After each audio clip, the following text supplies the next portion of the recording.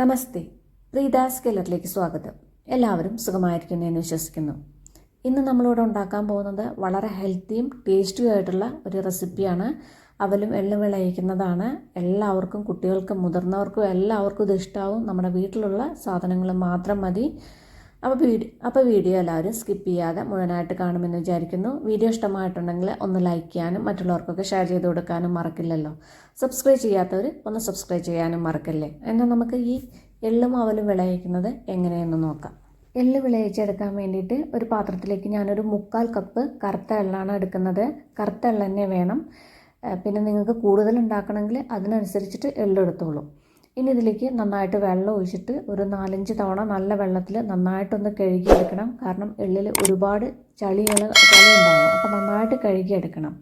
എള്ളിന് ഒരുപാട് നല്ല health benefits ഉണ്ട്. ഇത് ഡൈജഷൻ ഇമ്പ്രൂവ് ചെയ്യാനും ഇമ്മ്യൂണിറ്റി ബൂസ്റ്റ് ചെയ്യാനും പിന്നെ ഷുഗർ ലെവലൊക്കെ ഒന്ന് കൺട്രോൾ ചെയ്യാനൊക്കെ ഈ എള്ള് വളരെ നല്ലതാണ്. ഇതിന് മാത്രമല്ല, പിന്നെ മുടി കൊഴിച്ചിൽ തടയാനും പിന്നെ നമ്മുടെ ചർമ്മത്തിനും നല്ലതാണ്. എള്ളിൽ ഒരുപാട് വൈറ്റമിൻ ഇ, ആൻറ്റി ഓക്സിഡൻസ് ഒക്കെ ധാരാളമായിട്ട് അടങ്ങിയിട്ടുണ്ട്. അപ്പോൾ നമ്മുടെ മുഖത്തൊക്കെ ഉണ്ടാകുന്ന ചുളിവുകളൊക്കെ അകറ്റാനും എള്ള് വളരെ നല്ലതാണ്.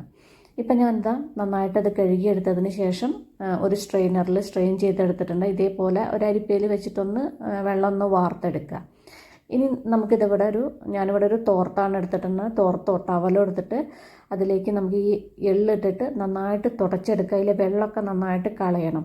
പിന്നെ അതിന് ശേഷം നിങ്ങൾക്ക് ഫാനിൻ്റെ ചുവട്ടിൽ വെച്ചിട്ട് ഉണക്കിയെടുക്കുക. അല്ലെങ്കിൽ ഇതുപോലെ നന്നായിട്ടൊന്ന് തുടച്ചെടുത്താൽ മതി. അതിലെ വെള്ളമൊക്കെ ഒന്ന് നന്നായിട്ട് ഇതുപോലൊന്ന് തുടച്ചെടുത്താലും മതി.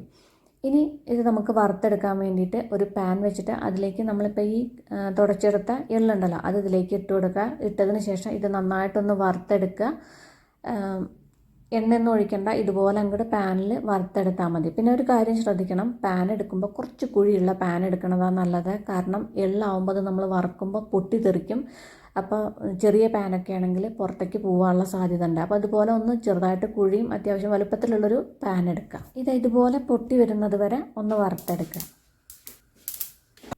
ഇനി നമുക്ക് ഇതൊന്ന് ഒരു ബൗളിലേക്ക് മാറ്റാം. ഇതിൽ തന്നെ വെച്ച് കഴിഞ്ഞാൽ ഈ നമ്മുടെ എള്ള് കരിഞ്ഞു പോവുകയുള്ളൂ. ഇനി ഒരു പാൻ എടുത്തിട്ട് അതിലേക്ക് ഒരു 3/4 കപ്പ് ശർക്കരപ്പൊടിയാണ് ഞാൻ ഇട്ട് കൊടുക്കുന്നത്. നിങ്ങളുടെ കയ്യിൽ കരിപ്പെട്ടി ഉണ്ടെങ്കിൽ കരിപ്പെട്ടിയാണ് കൂടുതൽ നല്ലത്.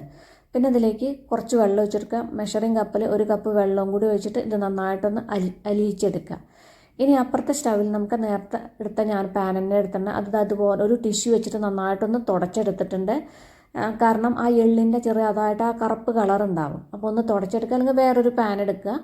അതിലേക്ക് 1 കപ്പ് അവൽ ഞാൻ ഇട്ട് കൊടുക്കുന്നുണ്ട്. ഇത് നല്ല മട്ട അവലാണ് എടുത്തിട്ടുള്ളത്. ഇതുപോലത്തെ മട്ട അവലാണ് കൂടുതൽ നല്ലത്. കുറച്ച് തിക്കായിട്ടുള്ള അവൽ, നൈസായിട്ടുള്ള അവലെല്ലാം നല്ലത്.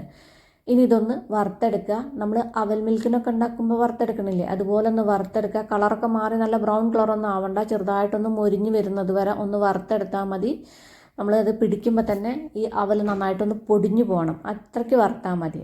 ഇപ്പോൾ അവലൊക്കെ നന്നായിട്ട് വറുത്ത് വന്നിട്ടുണ്ട്. ഇനി നമുക്കിതൊരു പ്ലേറ്റിലേക്ക് മാറ്റാം. ഇതിൽ തന്നെ വെച്ച് കഴിഞ്ഞാൽ അതിൻ്റെ കളറൊക്കെ മാറി കരിഞ്ഞു പോവുകയുള്ളൂ.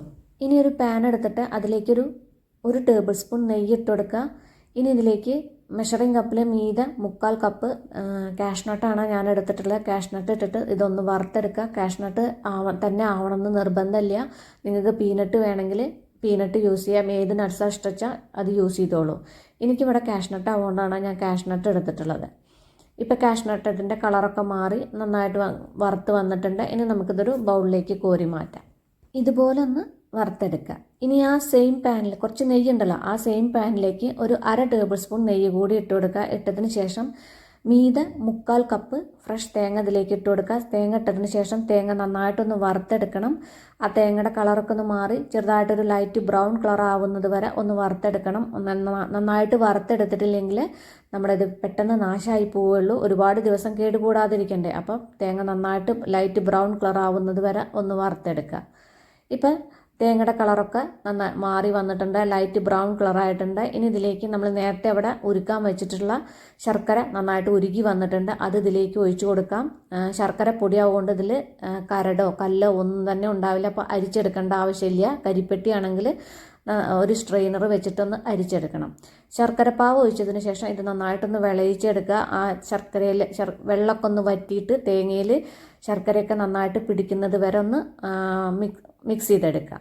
ഇപ്പോൾ തേങ്ങയിലെ വെള്ളമൊക്കെ നന്നായിട്ട് വറ്റി വന്നിട്ടുണ്ട്. ഇനി ഇതിലേക്ക് നമ്മൾ വറുത്ത് വെച്ച എള്ള് ഇതിലേക്ക് ഇട്ട് കൊടുക്കുക. എള്ളിട്ടതിന് ശേഷം വീണ്ടും ഇത് ഒന്നുകൂടി നേരൊന്ന് മിക്സ് ചെയ്യുക. ഇനി നമ്മൾ നേരത്തെ അവിടെ വറുത്ത് വെച്ച അവലുണ്ടല്ലോ, ആ അവൽ ഇതിലേക്ക് ഇട്ട് കൊടുക്കുക. അവലിട്ടതിന് ശേഷം അവലും കൂടി ഇട്ടിട്ട് നേരൊന്ന് മിക്സ് ചെയ്തെടുക്കുക. മിക്സ് ചെയ്യാന്നല്ല, ആ വെള്ളമൊക്കെ വറ്റി ശർക്കരയുടെ പാവുണ്ടല്ലോ അത് നമ്മുടെ അവലിലും എള്ളിലൊക്കെ നന്നായിട്ട് പിടിക്കുന്നത് വരെ ഒന്ന് മിക്സ് ചെയ്തെടുക്കുക. ഇപ്പോൾ ഇതിൽ വെള്ളമൊക്കെ വറ്റി നല്ലോണം ഡ്രൈ ആയിട്ടുണ്ട്. ഇനി ഇതിലേക്കൊരു 1/4 ടീസ്പൂൺ മീതെ 1/4 ടീസ്പൂൺ ജീരകപ്പൊടി ഇട്ട് കൊടുക്കുക. അല്ലെങ്കിൽ ജീരകം ചതച്ചിട്ട് നല്ല പൊടിയാക്കിയിട്ട് ഇട്ട് കൊടുക്കുക. 1/2 ടീസ്പൂൺ ചുക്കുപൊടി, പിന്നൊരു 1/4 ടീസ്പൂൺ ഏലക്കാപ്പൊടിയും കൂടി ഇട്ട് കൊടുക്കുക. ഏലക്കയുടെ തൊണ്ടൊന്നും പാടില്ല, അപ്പം നമുക്കത് കഴിക്കുമ്പോൾ ചങ്കിൽ കുത്തുള്ളൂ. തൊണ്ടില്ലാതെ പൊടിച്ചിട്ട് ഇട്ട് കൊടുക്കുക. ഇട്ടതിന് ശേഷം ഇതൊന്ന് നേരെ മിക്സ് ചെയ്യാം. ഇപ്പോൾ ഇതെല്ലാം ഇട്ടിട്ട് നേരെ മിക്സ് ചെയ്ത് കഴിഞ്ഞിട്ടുണ്ട്. ഇനി നമ്മൾ നേരത്തെ അവിടെ വറുത്ത് വെച്ച കാഷ്നട്ട് ഉണ്ടല്ലോ, ആ കാഷ്നട്ട് ഇതിലേക്ക് ഇട്ട് കൊടുക്കുക. നിങ്ങളിപ്പോൾ പീനട്ടാണ് വറുത്തതെന്ന് വെച്ചാൽ ആ പീനട്ട് ഇതിലേക്ക് ഇട്ടിട്ട് നേരെ ഒന്ന് മിക്സ് ചെയ്തെടുക്കുക. കുറച്ച് നേരമൊക്കെ ഇരുന്ന് കഴിഞ്ഞാൽ നമ്മുടെ മിക്സ്ചറൊക്കെ ഉണ്ടാവില്ലേ, കിലുകിലുന്നതിനെ നല്ല ഒരു സൗണ്ടൊക്കെ വരില്ല, അതുപോലെ നല്ല ഡ്രൈ ആയിട്ടുണ്ടാവും ഇത്. എന്നാലാണ് ഇത് കുറേ നാൾ കേടുകൂടാതെ ഇരിക്കുള്ളൂ. അപ്പോൾ ഇതെല്ലാവരും ഈ കർക്കിടക മാസത്തിലല്ല, എല്ലാവരും കഴിക്കുന്നത് വളരെ നല്ലതാണ്. 1-2 സ്പൂൺ ദിവസേന കഴിക്കുന്നത് വളരെ നല്ലതാണ്. അപ്പോൾ ഇതെല്ലാവരും ഒന്ന് ട്രൈ ചെയ്ത് നോക്കൂ. ട്രൈ ചെയ്ത് നോക്കിയിട്ട് ഫീഡ്ബാക്കൊക്കെ എന്നെ അറിയിക്കാൻ മറക്കല്ലേ. അപ്പോൾ നമുക്കിനി അടിപൊളി പുതിയ റെസിപ്പിയുമായി കാണാം. നന്ദി, നമസ്കാരം.